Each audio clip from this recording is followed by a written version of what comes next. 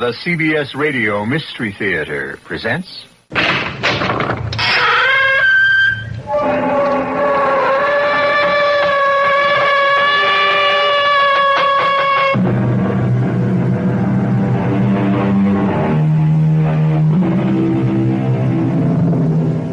in. Welcome. I'm E.G. Marshall. Once again, it's open house here on your dial for mystery and suspense and the excitement of the unknown. They say, whom the gods would destroy, they first make mad. Yes, they do say that. But these days, it would be quite possible to take the opposing view. One could also say, whom the gods would preserve, they first make mad. More and more, we find our world dominated by the senseless, the irrational, the incongruous, the incredible. And if this is the way things are truly headed, perhaps a touch of madness may be absolutely necessary for survival. I'm sorry I crashed in on you like this, sir. Oh, I hope you're not injured. No, I'm fine. Your plane? I'll examine it in the morning. Then you'll join us for dinner, won't you? Oh, thank you. If you'd like to go to bed early, we have a room ready for your convenience. You're very kind. We don't usually have much here in the way of entertainment. We're so far away from everything. But if you care to stay up tonight, you're very fortunate. Oh, really? Yes, you might enjoy it. Enjoy what? Tonight's entertainment. Oh, what is it? It might turn out to be a hanging.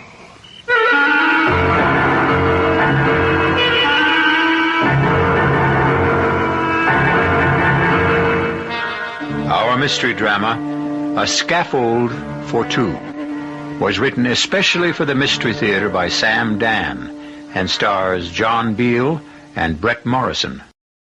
I'll be back shortly with Act One.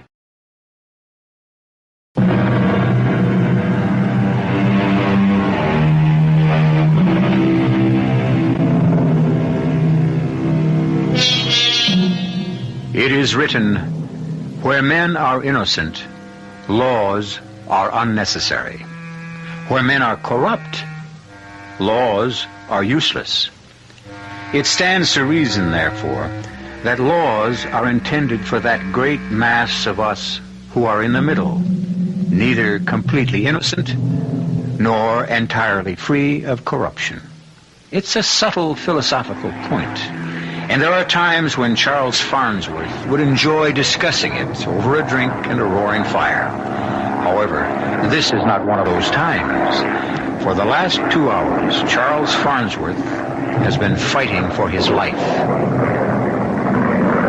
His tiny single-engine plane is being buffeted without mercy by a ferocious thunderstorm. His radio has gone dead. His instruments are useless.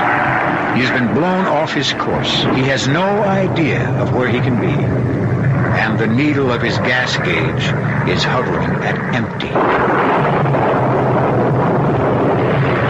And now, suddenly as it erupted, the storm subsides. There is brilliant moonlight. There are bright, twinkling stars. And just below him, he can make out a long, gently rolling meadow. He has no choice. He directs the faltering plane downward.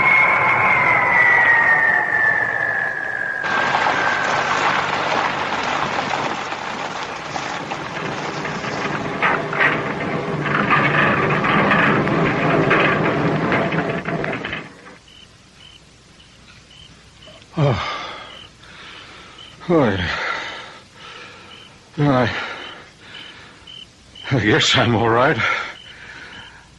Yeah, I guess everything's all right, but where am I?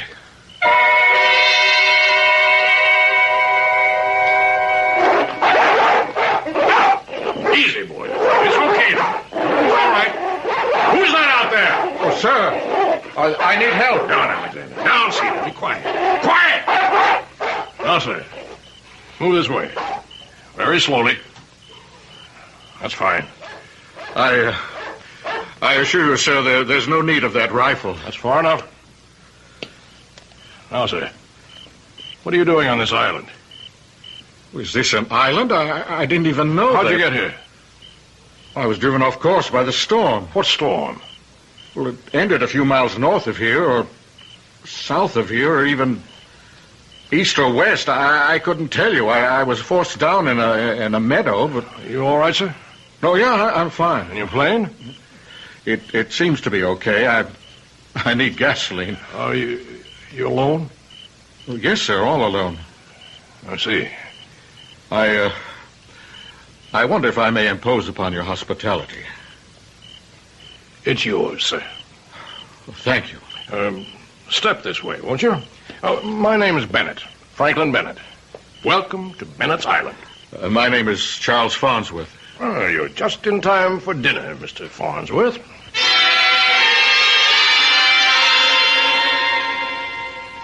This is Mr. Farnsworth, who will spend the night with us. My daughter, Mayetta. How do you do? What is your sign, Mr. Farnsworth? Sign? Oh, Taurus, I think. Mayetta. But it's vital, Father. How's a man to be saved if he's unaware of his sign? And this is my nephew, Conrad. How do you do, sir? Hello. Mr. Farnsworth was forced to land his plane in the South Meadow. I knew it. I could tell he had the earth sign. Mayetta, that's enough. Conrad, Sir, is there gasoline in the garage pump? it's full, sir. Good. In that case, we can have Mr. Farnsworth up and away tomorrow morning. May I just set another place at the table, please, for Mr. Farnsworth? Yes, Daddy. Conrad, you'll serve. Yes, Uncle Frank. Mix yourself, whatever you like. Everything's on the sideboard. Excuse me. Frank Bennett here. Oh, yes, Wayne. Yes, it's this evening, as we agreed. Midnight, officially. But get here before that. Good. I'll see you then. Well, you all right there, Mr. Farnsworth? Oh, yes, just fine. I'm afraid you'll have to excuse me. Oh, for what, Mr. Bennett? Well, I can offer you dinner and a bed, but regrettably I'll be unable to entertain you. Oh, that's quite all right. No, it's not all right. I realize I shall be remiss in my duties as a host. But I have a previous engagement. A matter of great importance. Well, I hope I won't be in the way. Oh, not at all, sir. You won't be in the way at all.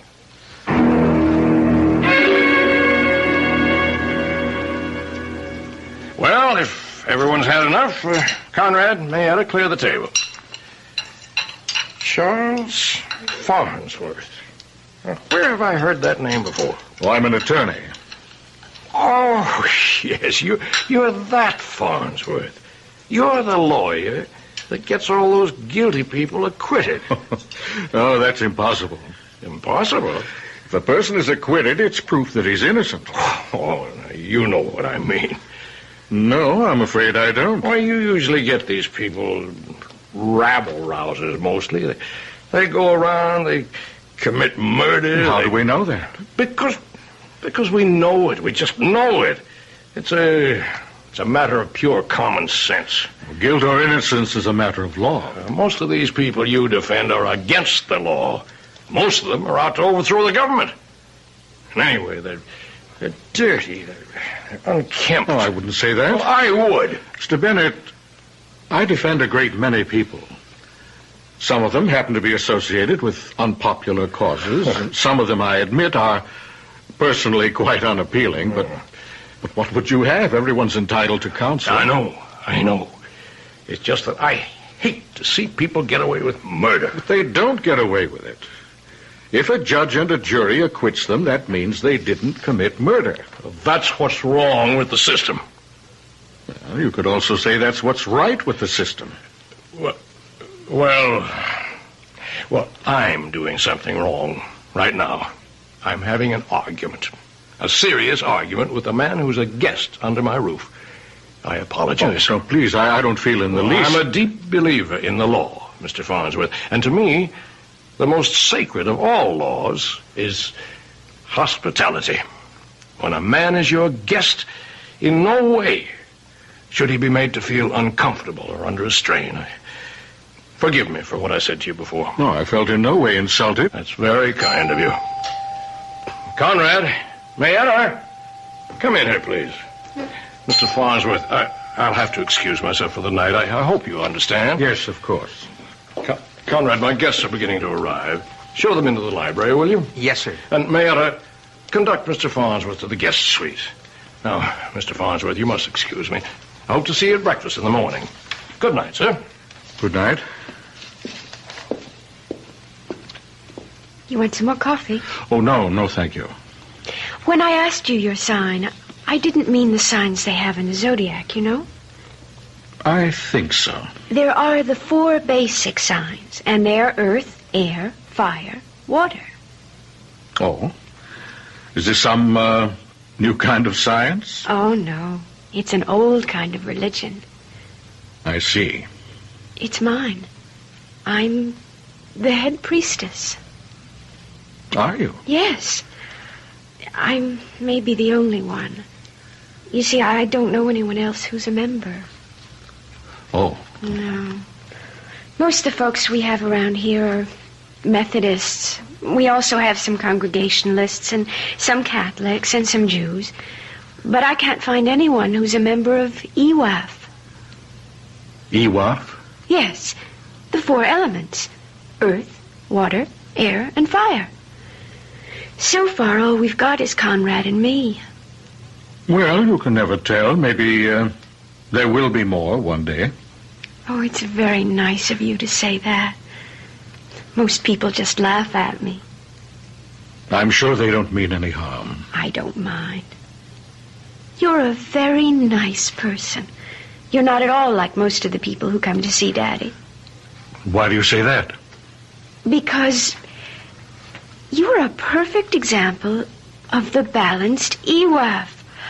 I see now. You don't have any sign. You have all 4 of them.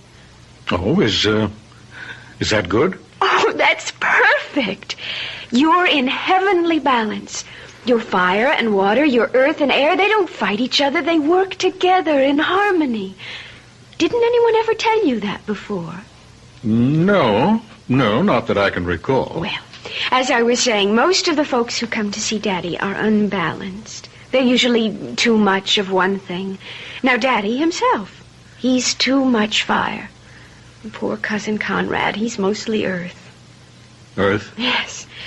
You know, it's like he's just there.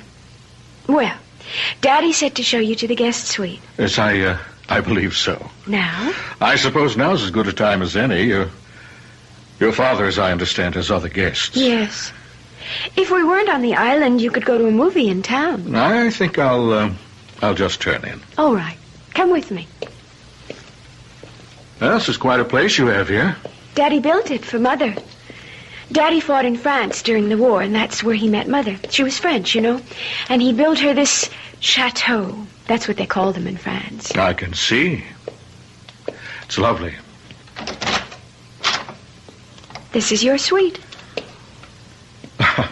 I can only say it's magnificent. You'll find everything you need.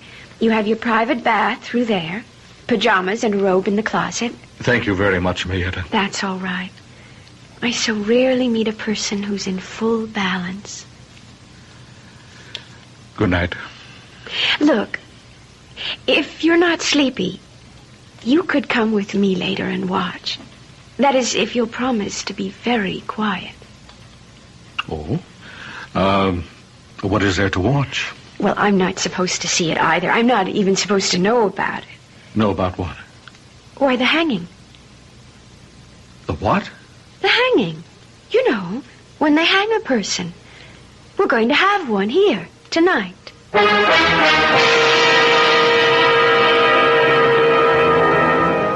Just like that. How would you like to blunder into this kind of lodging for the night?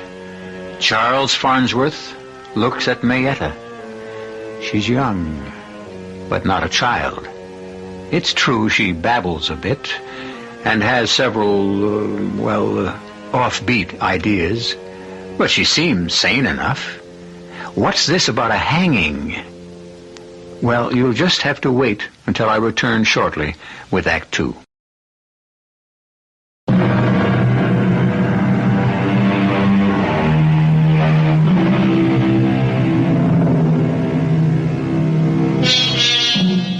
What we consider solid reality is usually, on close examination, a very thin crust. Civilization, rules, laws. We think these are the powerful defenses that protect our lives from anarchy. We rarely consider how quickly, how easily, all the laws and rules can suddenly be suspended. Now, just a minute, Mayetta.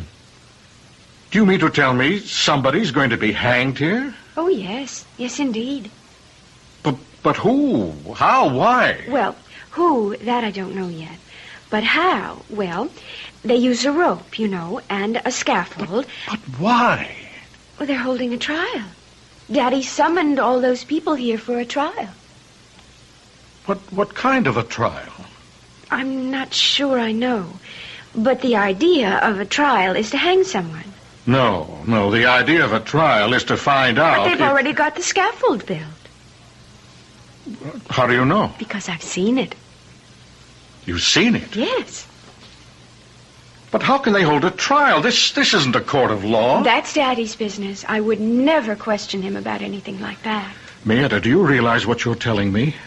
What did I tell you? About the hanging. I wasn't supposed to say anything about that. But And since I wasn't supposed to say it, I didn't say it. Mayetta, please, now listen. And since I didn't say it, then you don't know anything about it. But I do. And since you don't know anything about it, then it's not going to happen. But you did tell me. That's what EWAF is truly about. What you don't know about does not exist. But you specifically said someone is going to be hanged here tonight. I said it before I realized I shouldn't have said it. So no. I will unsay it, and it won't happen. Mayetta, this is... I don't know what to think. That's why I like you, Mr. Farnsworth. You don't know what to think. Other people, unbalanced people, they know what to think. And they think I'm crazy, but I'm not. All squared away, I see. Is everything satisfactory? Yes, I've been having a most intriguing conversation with your daughter. Oh? She takes after her mother. Her mother was French, and they like to talk in riddles, you know. Oh, do they? Oh, yes. Mr. Bennett, I feel I must discuss this matter with you. Oh? What matter? Mr. Bennett, do you intend to hang somebody tonight? I realize as I said it just how that must sound, but Why do you ask? Well, why is unimportant. May I have your answer? Oh, whatever could have given you such an idea? Well, your daughter mentioned it. Oh. Also, Mayetta said we're going to hang someone tonight. Yes, sir. Well, she thinks so. May I ask why? I love my daughter, Mr. Farnsworth, but I'm not blind to what is obvious to everyone else. And what is obvious? Oh, you've seen it yourself. She's not like everyone else. You're not like everyone else, are you, Mayetta, honey? No, Daddy. And you see things and hear things and believe things that other folks don't. Now, isn't that true, darling? Yes, Daddy. Yes. Now, you just run along to bed now. Yes, Daddy. Good night, Mr. Farnsworth. Good night. She has a problem, Mr. Farnsworth. She was born that way. I'm sorry. And I realize I'm in a very embarrassing position. Well, let's say no more about it. Well, you're probably wondering now what this gathering is about. Well, we're having a reunion tonight. My old army outfit. Each year, we become fewer and fewer. Well, I hope you have a good time. Oh, we will. Sir, you spoke of the law of hospitality. All the obligations are not centered on the host. The guest is also obliged to make things easy. Well, thank you. Well, I'll see you in the morning. Sleep well. Good night. Good night.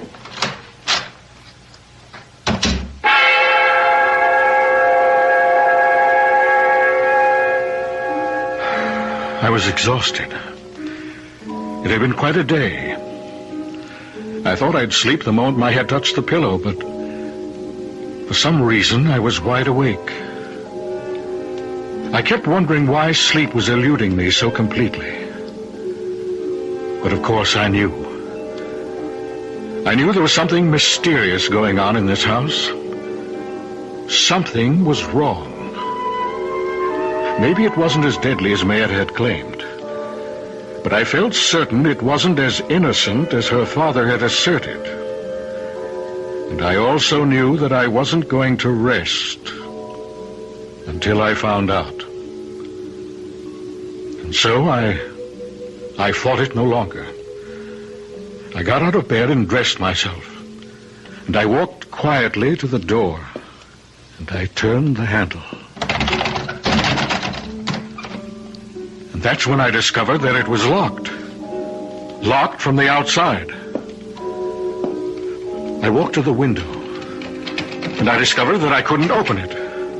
It was a large casement window made up of many small panes. And as I examined them closely, I discovered that they were made of very heavy, leaded, apparently unbreakable glass.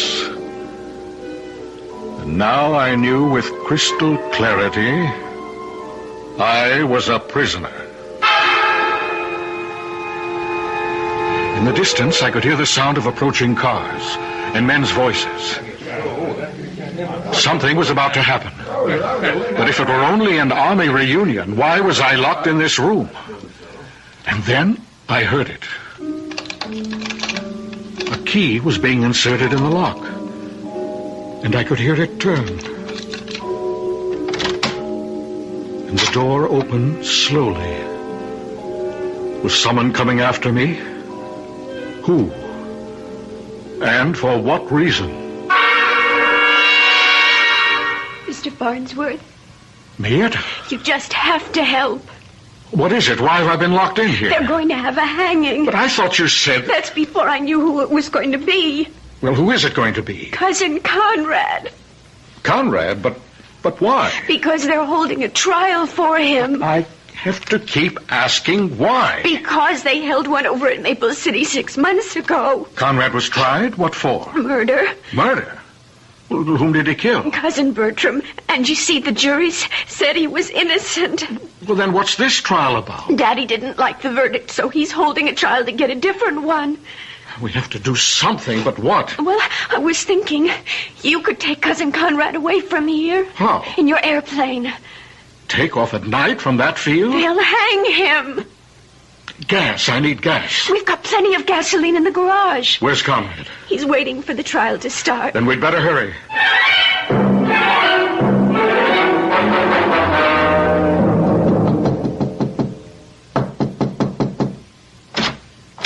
Conrad? Does Uncle Frank want me to come to the library now? He said he'd send for me. No, it's me and Mr. Farnsworth. Conrad, what's supposed to be happening here tonight? I'm to be tried for murder. But I understand you've already stood trial in a court of law. Yes, sir, but Uncle Frank doesn't think it was a fair trial. Well, you were acquitted.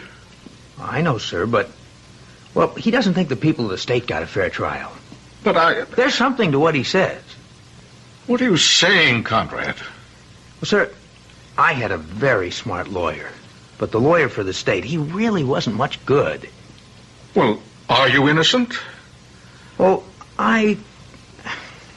Well, are you or aren't you? Did you kill him or didn't you? I wanted to kill him. And that's the worst kind of imbalance, but... Well, that's really the worst kind of all. That's right, because that's when all of your signs are just completely out of control. No, but there's a difference between wanting to kill and killing. Is there? I wanted him dead. I wished him dead, and he died. All right. Why did you wish him dead?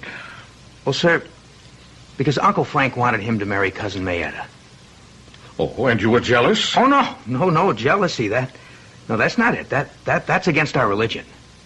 Well, what were you? Sir, I knew he would be mean to her. Just tell me this. How did Cousin Bertram die? Poison. He was poisoned. And if I may maintain my sanity, I would assume that you were accused of the crime. Now, is that it? Yes. How was he poisoned? Well, someone put poison into his iced tea. You see, we were all sitting around drinking iced tea. Who is all? Let's see. Me, Mayetta, Cousin Bertram, and Uncle Frank. We'd better hurry. They'll be looking for Cousin Conrad soon. I'll go see if the coast is clear. Well, you see, sir, Cousin Bertram was sipping on his drink. And suddenly he fell forward dead. And they accused you of putting the poison in the drink. Well, did you? Probably. But please, Conrad, I have to know. Well, you see, sir, I did direct poison thoughts against him. But you can't kill a man with poisoned thoughts. Now, that's not true. You and me, what are we? We better get out of here. I'll take my punishment.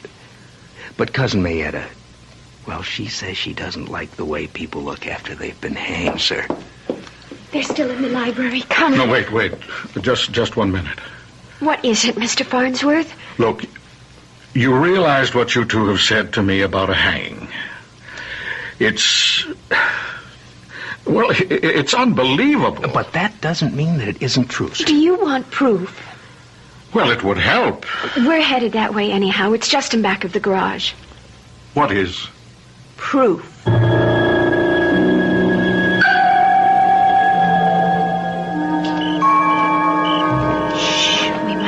Noise. Now, right here. See? Some of Daddy's friends were here this afternoon. They put it together. I can't believe it's a scaffold. Yes, sir.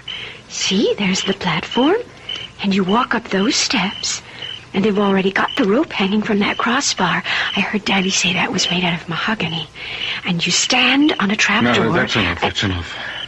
Now, hurry, let's get the gasoline. I'm going to fly you out of here, Conrad. One moment, please, Mr. Farnsworth. Daddy! My associate's here, and as you can see, we're armed.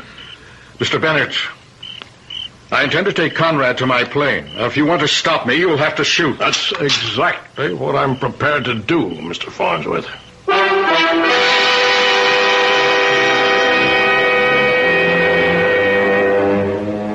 Well, something has got to give. We already know enough about both men to realize that each is a person to be taken seriously. What we have here is the old story about the irresistible force and the immovable object. I shall return shortly with Act 3.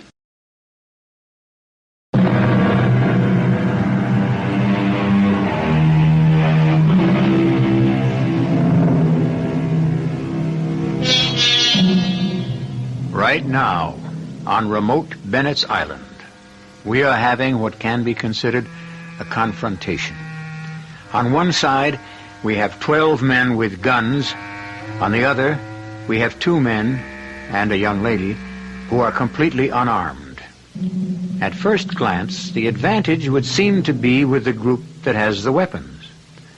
And a very grim and determined-looking bunch they are, too. But there are times when you may need more than a gun to win a fight. Mr. Farnsworth, I said I would shoot you down if you took one step toward your airplane. Yes, I heard you. But before you take that first step forward, Mr. Farnsworth, Yes? you have to realize that you're committing each of us to a position he doesn't want to be in. Well, what do you suggest? Let's discuss it. You intend to hold a lynching. I don't see what's negotiable. It's a trial. You can't do it. This is to be a real trial. What he had before was just a farce. The law of this country has clear procedures for trials. You're obviously interfering with his civil rights. We have a federal involvement. Tell me more. Each one of you who is involved in this activity will be arrested. All right, I listen to you. Now you listen to me. You leave here. You tell that story, and who do you think is going to believe you? Who? Oh, I see. Yes. I'm the biggest taxpayer in the county. I own a mill that's the largest employer in Maple City. Yes? Well, I hope that you're beginning to get the picture. The people here with me, all upstanding, law-abiding citizens. Law-abiding? Law-abiding. We're interested in seeing that the laws aren't twisted and perverted. We want laws that punish the guilty. We'll deny every word you say. Upstanding, law-abiding, respectable citizens and willing to commit perjury. who's going to believe... Is this what you wanted to discuss? Now, you give me your word of honor, Farnsworth. Your oath as a gentleman. That you'll never mention any of this to a living soul. But I thought you didn't have to worry about all that. Well, why take chances? Give me your word. And you can gas up and fly out of here. Alone? Alone. You know I can't do that. Oh. Then I'm afraid you can't leave this island. Wayne, Bob, a couple of you. Get some rope and tie him up.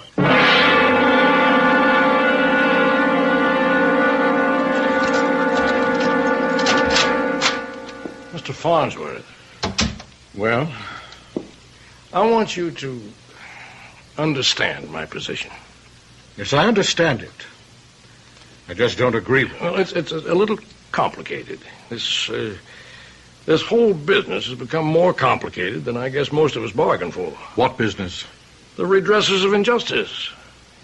The redressers of injustice? That's the name of our organization. We felt, a group of us felt, that there were people who were getting away with murder, and so we decided... You decided to take the law into your own hands? Yes. Where it would be safe. Where it would be honored. Mr. Bennett, we really have nothing to discuss. No, just a minute. Tell me why you want to lynch your nephew, Conrad. I said you didn't understand, and obviously you don't. I love that boy. And you have a remarkable way of showing it. Listen, we formed this organization, as I said. And this is the second time we've met. Oh. So that scaffold has been used before. Yes, it has. You remember reading about a man who murdered a farmer and his wife and their 4 children? Just murdered them for no reason. You remember that, don't you? Yes, I think so. Well, everybody knew he did it. He was seen there. He even bragged about it later on. And he was tried. And he was freed, finally. And you know why? No. Because of some legal mumbo-jumbo. Come, Mr. Bennett, I'm sure you can do better than that. It all had to do with the fact that he wasn't arrested properly. That his confession hadn't been obtained properly. Nonsense like that. Well, it's hardly nonsense. He killed 6 people in cold blood. And a court of law said, go free. And therefore you took the law into your own hands. Yes, we did. And before you say another word, let me ask you if you remember that man's name. No. It was Wayne. George Wayne. And his cousin, Gordon Wayne, is a member of this committee. That should prove something. Well, it proves that some of the greatest crimes can be committed in the name of sincerity. Mr. Farnsworth, I need your help. My help? Yes. Let me tell you the situation here.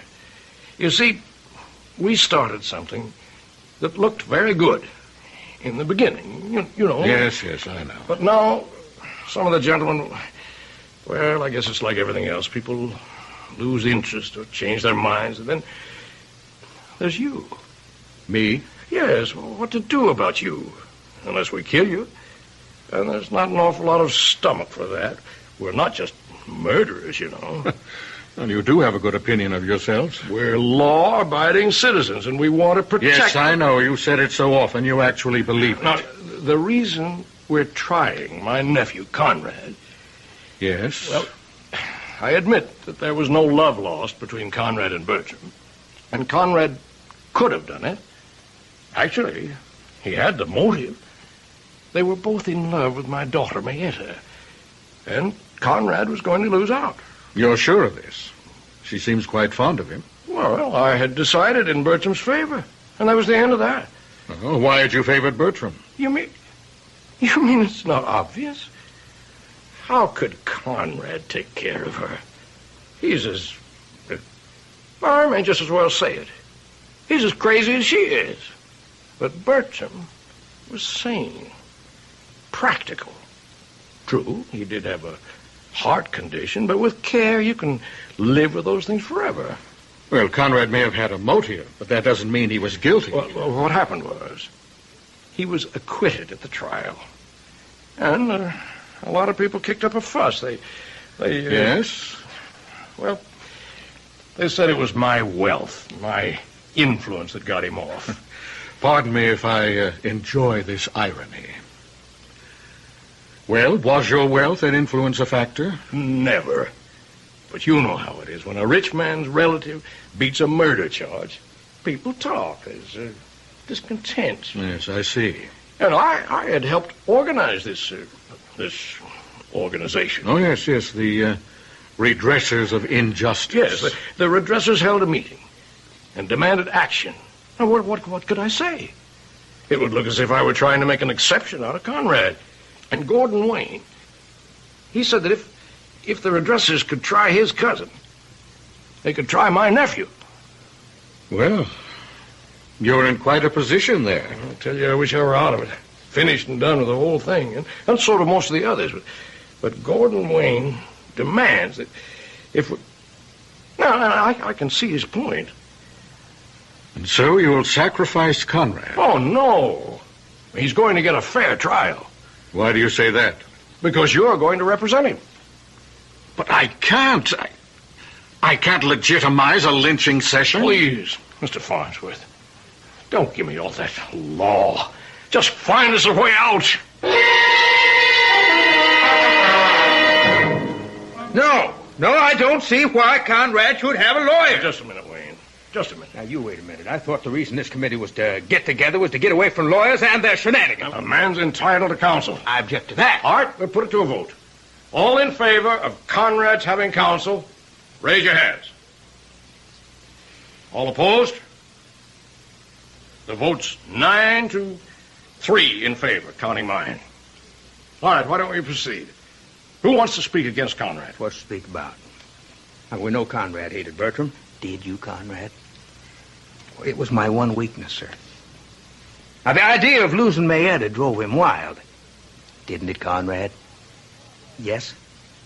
Okay, now, Conrad, did you or did you not poison Bertram's drink? I did, sir. Well, then, why isn't that the whole ball of wax? Just a moment. Here comes the lawyers to steal it now. What do you mean by poison? I poisoned him. Do you mean you poisoned him with a drug or a chemical of some sort? I understand a heavy dose of poison was found in his system. Did you administer it? Yes, sir. How? Does that matter? For crying out loud, the man admits he did it. How, Conrad?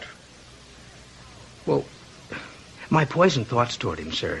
It turned into actual poison. Did you at any time place into his glass a pill, a powder, a liquid, a substance of any sort? Did you? No. I didn't do that. How did the poison get into Bertram's glass? Conrad, put it there! How? When? Where? Now, where did the iced tea come from? The kitchen. Bertram said, I'd like some iced tea. We were all sitting out on the patio. Yes, and I said, I'll tell the cook to make some. And Bertram said, nobody makes better iced tea than I do. And he went inside. And a couple of minutes later, he called for Mayetta to come in and help him serve. We heard all this at the trial. But it is important, Mr. Wayne. So Mayetta went inside and came back carrying the tray. She set it down, and Bertram set a glass in front of everyone's place. And then what happened? Well, there was a sound of an explosion from the rear of the house. So we ran back to see what it was. Who ran back? All of us. In any particular order? I remember. Uncle Frank first. Yes, and then Conrad, and then Bertram and Mayetta. And what was the explosion? Oh, the cook's little boy, he'd found a firecracker left over from the 4th of July. I see. And then what did everybody do? Well, we all went back to the patio. And everyone picked up his glass and started to drink. And then, in a few minutes, Bertram just keeled over. Then how did the poison get into Bertram's glass? Conrad, put it there. He admitted it. But when? And how did he have a chance? He couldn't do it in the kitchen. Only Bertram and Mayetta were there. He couldn't have done it on the patio because someone would have seen him. He did it when they went out to investigate the noise. How? He was second man out. Bertram and Mayetta were still on the patio. When they came back. Did you all come back together? Yes, we did. But this is the same kind of hocus pocus the lawyer pulled at the trial. Now, Conrad admitted it. He can admit anything he pleases. It doesn't work unless and until we can show he put the poison in the glass. The thing was put into the drink after the glasses were set out. No, it wasn't. Mayetta, what are you saying? Yes, Mayetta? Well, you all should have asked me. Nobody ever asked me before. As I came into the kitchen, I saw Cousin Bertram place a pill into one of the glasses. A pill? Well, he always took pills for his heart. I didn't think anything of it. But then we set the glasses down. I saw him put the one with the pill in it in front of Cousin Conrad. Uh-oh, I thought. He made a mistake. So I just put the glass with the pill in it back in front of his chair. You changed the glasses? Oh, yes. I was going to call it to his attention, but everybody started to run to the back of the house, so I just changed them myself. But, Mayetta, that was not a pill. That was the poison that killed him. Oh, no. No, Conrad is right. The poison that killed him was Conrad's mean and unbalanced thoughts. But Conrad has atoned. He's balanced now. Mayetta, why would Bertram want to kill Conrad? Oh, Bertram. Bertram was unbalanced. Everyone knew that. He was so angry because I told him I could never marry him as long as Conrad was alive. What? We love each other so much. Gentlemen, the defense rests.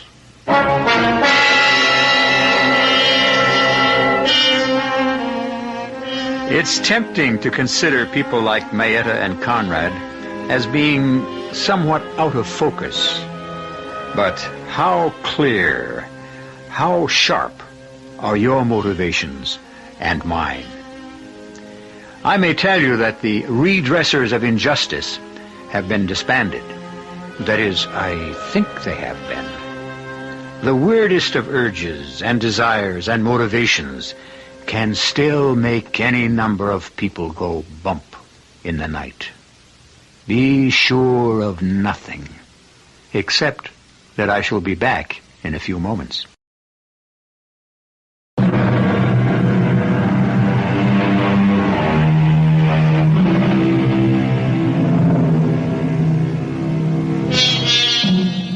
As they say, you take the law in your own hands only to manhandle it. We hope Mr. Bennett has learned his lesson, as have Mr. Wayne and the rest of the redressers of injustice. Mr. Farnsworth won what he considers his most important case, but it's a secret between him and us, since he doesn't talk about it in public. You'll learn a great many more fascinating secrets when you visit with us again. Our cast included John Beal, Bret Morrison, Denise Alexander, and Casey Kasem. The entire production was under the direction of Himan Brown. Now, a preview of our next tale. Tenants just don't stay here very long, do they? How long has it been since the last tenant, Mrs. Broley? How long? Well, more than a year. I see. What happened to the last tenant? Dead. Found dead in the garden. She'd been strangled. And that's why you weren't able to rent the place? No. The tenant before her... Found dead? Strangled? Yes, Oh, my dear child, I only pretended to be angry with you and demanded you to leave to save your life. After letting me rent the place? I hoped the haunting was over, but I see now it isn't. Morley's ghost will haunt this place, haunt me till the moment I die. You must go in the morning. This is E.G. Marshall inviting you to return to our Mystery Theater for another adventure in the macabre. Until next time, pleasant dreams.